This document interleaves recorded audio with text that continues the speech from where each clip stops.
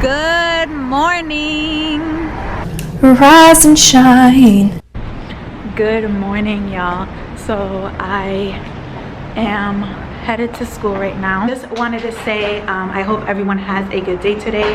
I also wanted to say that if you are not passionate in what you do and you're not waking up excited, then it's time to make a switch.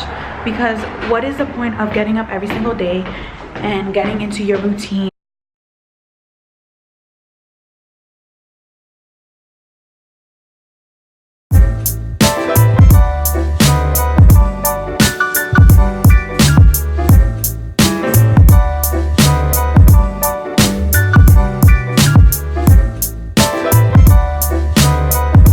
This is what we're doing for CPR today. Look at all the babies. So we are walking to get lunch and it's beautiful out.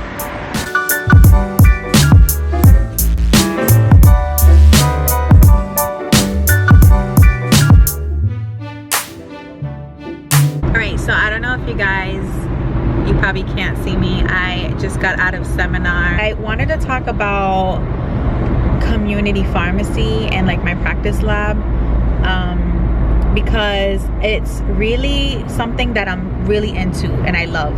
And obviously this year we are acting as pharmacists in the practice lab, and so one of the things that we have to do in the community pharmacy is find interventions. For example, unnecessary drug therapy. Is it a therapy duplication, drug without indication? Like, did a doctor prescribe something and not say what it's for?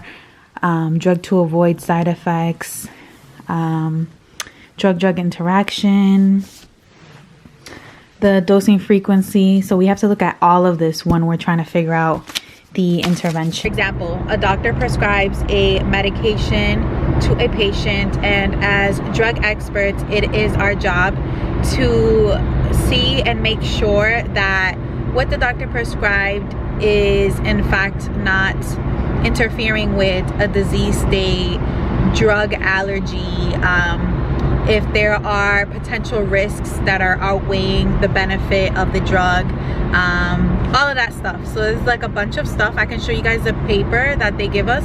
I can't name all of it at the top of my head because it's like at least 4 to 5 sections of things, drug interactions, all of that. But what we did this past lab, we were given 2 scripts, and within those 2 scripts, sorry if you can't see me too, it's like really dark, but I just felt like I wanted to talk to you guys right now. So we're given 2 scripts for a patient, and we had to figure out which script was the intervention. And one of them was an over-the-counter product, and I really enjoy doing that, honestly. I do my steps of finding intervention is that I go ahead and I pull up my references like Micromedics and Dynamed, and I research the disease state because they give us a profile, tell us what disease states they have. And so from there I figure out, do these disease states interfere with my prescriptions? And the first intervention I did a couple weeks ago, my disease state did interfere. For this case, in this lab, I actually had an easy intervention and I spotted it right away. I looked at the patient's profile and I seen that they had a sulfa allergy, and the doctor had prescribed Bactrim. Bactrim, as you all know, has a sulfa on the molecule. We don't want to give that medication to that patient. And I had to go on Dynamed and also Micromedics and figure out different alternatives. I was able to find the dosing regimen, make sure that was correct, because that's another intervention. If you see that the dosing regimen is not correct, you have to call the doctor. So I really enjoy doing that. It's like a puzzle almost. It's like a stressful puzzle though. You know how puzzles are supposed to be relaxing? I find interventions to obviously not be relaxing. I'm really tense. I'm really trying really hard to figure out what the interventions is, and to really focus and concentrate and make sure the patient is safe and make sure that they're being treated correctly. Although I am not a physician, doctors really do trust in what we recommend. So obviously I would have to call the doctor and say, I noticed that the person has a sulfa allergy and Bactrim may not be suitable for them, but I do have 2 alternatives that I can tell you, and if you like one or the other, you can let me know. You can grab a script pad and get that prescription by phone so we can fill it immediately for the patient. So that's a good way of talking to the doctor, showing them the respect that they deserve, and also, you know, collaborating. Another thing that I did in the community lab was collaborated with physician assistants, and I really like that because I was able to ask her questions that I didn't know. They had a patient case with a disease state and they were treating the patient. They had written out, they had picked the drug, prescribed it, because physician assistants can do that under a supervising doctor, and they brought it over to us and we made sure that what they picked was correct. And yeah, I really like that. I like that we're collaborating, because that is what happens in the real world.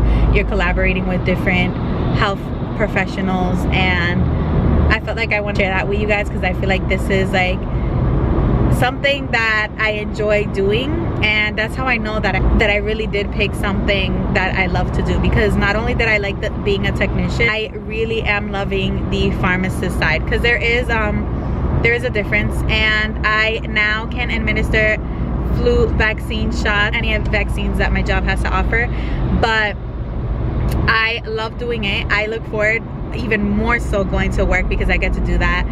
So I don't know, I'm happy, and I'm happy that everything that I'm learning I'm loving. And for those of you in school that haven't reached this part of pharmacy school yet, just keep going, don't stop, keep pushing, because you will make it there and you will get to this point, which is the fun part. Many people might not say that because they are stressed from all the curriculums and exams that we have to take, but that's all right. If you guys like these kinds of videos, please give your Latina a thumbs up. Thank you so much for showing the love and the support. I'll see you guys in my next video.